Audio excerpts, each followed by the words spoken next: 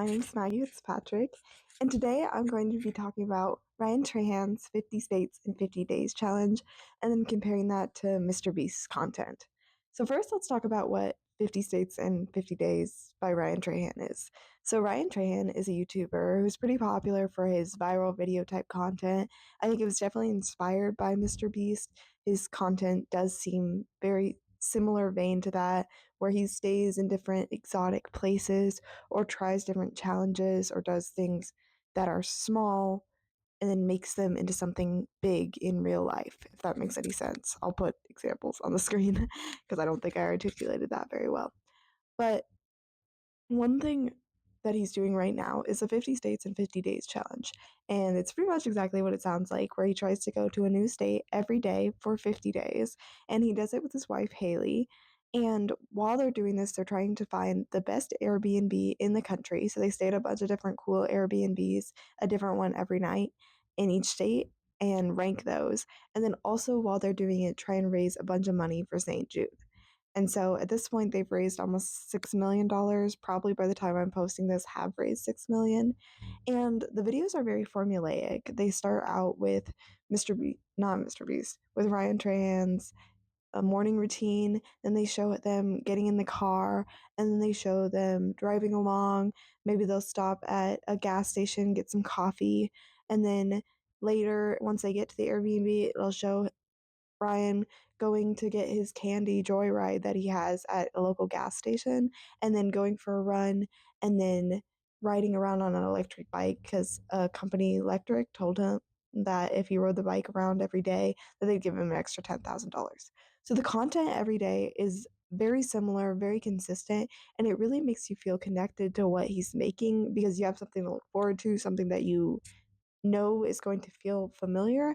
And I think that really makes it more engaging and makes you want to keep coming back for more in a way that isn't really found in a lot of other content. Especially because it's daily content, you could be like, yes, that's another thing we're looking forward to. And I think that's something that isn't really as present on YouTube, I think, as it used to be. Like, there were a lot of people in the past who did daily uploads, but I think that's kind of a dying thing just because with the algorithm, YouTube uploads have to be such a huge caliber in order to do well that I think it takes a lot more effort to upload a YouTube video and edit it to make it do well in the algorithm. But that's beside the point. Now you understand a little bit about who Ryan Trahan is and what he's doing for the 50 States in 50 Days challenge. But now I kind of want to compare that to Mr. Beast because I hate Mr. Beast. I cannot stand him. I think he's so exploitative. I think he treats people like trash and is just not a good person. And I don't feel that way about Ryan. Frankly, I really like Ryan's content. I look forward to watching the 50 States in 50 Days challenge every day. And I really want Ryan and Haley to succeed. And I don't feel that way at all about Mr. Beast. Mr. Beast is actually named James Stephen, goes by Jimmy Donaldson. And he has 414 million subscribers on his channel. And then he has 4 other channels that also have like 40 million subscribers. So he's definitely not a small YouTuber. He is the biggest YouTuber on the platform right now. And I think there are a lot of problems with Mr. Beast's content. If you don't know what he makes, then you definitely don't hang out with as many children as me because I work with kids every day. And his content is viral video content where he tries extreme challenges, where he donates lots of money to people, where he be like, I gave $5,000 to this homeless person. I Can you run faster than a cheetah in your Tesla? Who stayed the longest in the Tesla? He does a lot of content with his Tesla. It's like a big thing. Or who held their hand on a Lamborghini for the longest time? Last to leave the circle wins $1,000. So it's very competitive like content where people are doing challenges to try and win money. And a big component of that is the money is coming from Jimmy. He is very vocal about the fact that he is donating money to these causes, that it's coming directly from his business, that's money he's putting into his business in order to get money back. And so I think the premise of it just feels really exploitative to be like, I am using these people for content to give them a bit of money. And so the first problem with Mr. Beast is that exploitative content, that he's literally putting people in dangerous situations for them to make money and him to make content.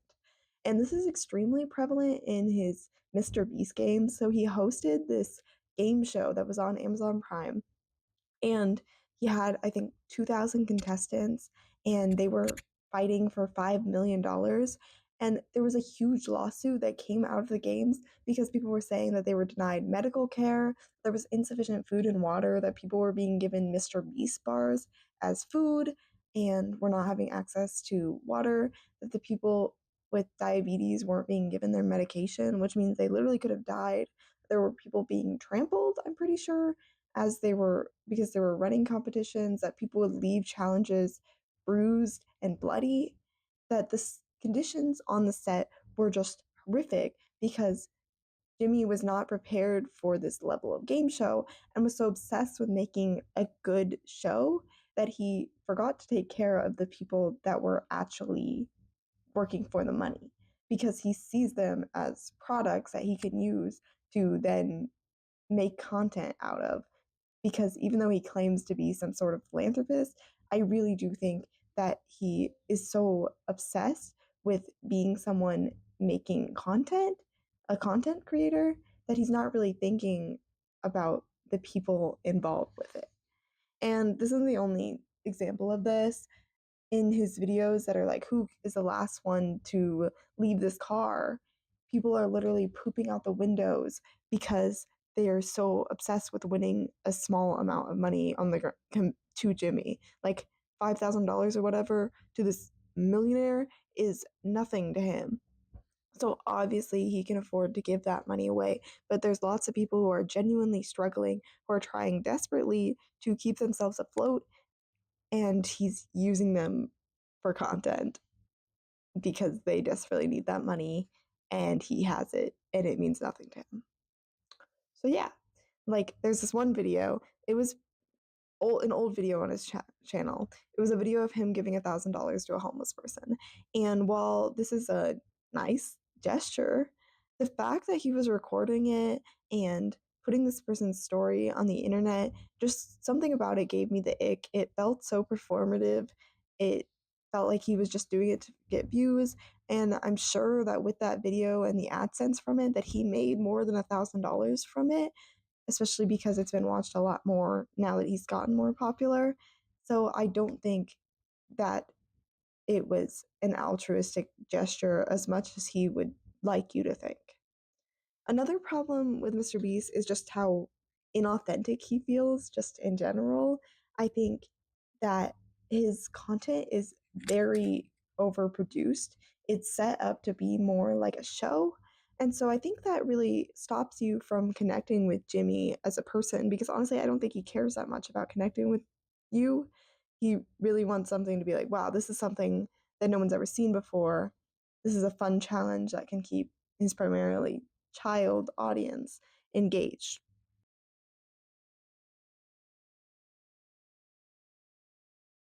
Another thing about Mr. Beast is that he does kind of have a problematic past.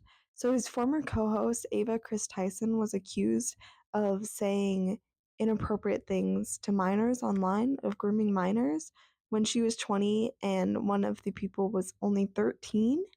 And while these claims were found to be false, I do think the situation is around it is still a little sketchy. Ava Chris Tyson left the channel. She no longer works with Mr. Beast. And also in her apology, she said this, which is pretty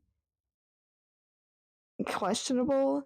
She was like, I have learned that my old humor is not acceptable. I cannot change who I was, but I can continue to work on myself.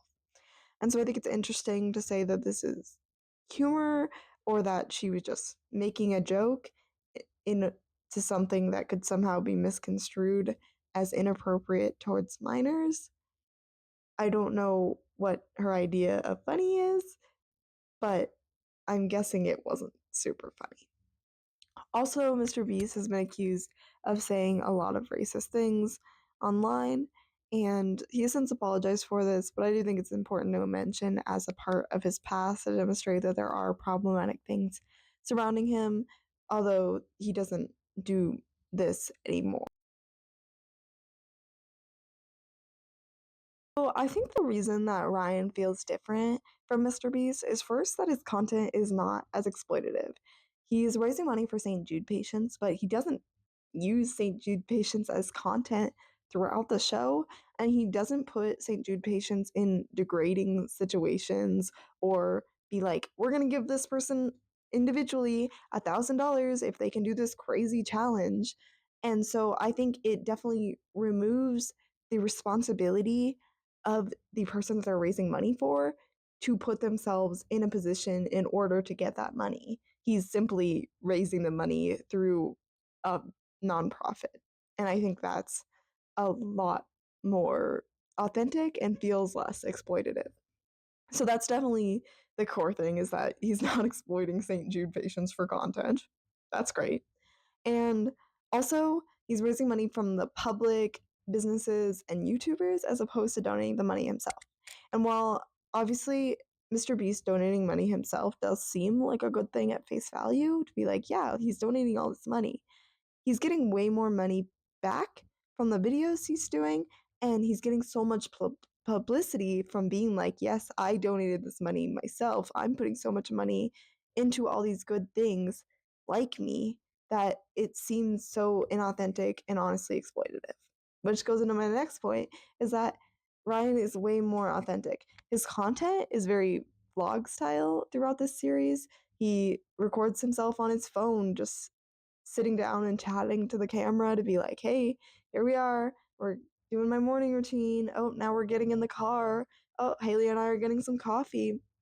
And I think it feels way more relatable, like you're really connecting with the person behind the screen in a way that you don't get from Mr. Beast's content, and that I don't think Mr. Beast cares about you getting with his content, because he wants to be the biggest and best and really overproduced so that it feels almost like a show. And I don't think Ryan needs that as much. And I also think that it's like low budget. And I don't mean that in a demeaning way. I think that I actually mean it in a positive way, and that it doesn't need as big of a budget because he's not as focused on making the craziest content and more focused on the people he's actually helping. And I think that's a beautiful thing and how it should be when you're doing types of videos like this. Another thing about it that makes Ryan feel different is that he doesn't have a really problematic past. He and Haley did get married during COVID, and so there was a bit of a scandal with that, but they did apologize for that. And other than that, they're pretty clean slate. There was a video that came out that was like, Ryan and Haley need to press pause, but it was really a deep dive into their lives that was kind of uncomfy and really didn't call out any real problems. It was basically just criticizing them for getting married young. So, yeah, that was kind of a non-issue. So overall, I think it's pretty obvious how I feel about Mr. Beast and how I feel about Ryan. And I think I did a pretty good job articulating why I think Ryan's content is just better for the ethics of fundraising. I think that it should be done through nonprofit work and through more casual style videos that don't feel so overproduced, because Mr. Beast is almost gamifying philanthropy, and there's something that feels really icky about that. So let me know what you think of Mr. Beast and Ryan's videos in the comments below, whether you think that there's a specific reason why they feel so different, or whether you completely disagree with me on Mr. Beast's content. That's totally valid too. But I will see you guys all in the next video. Thank you for watching. Bye.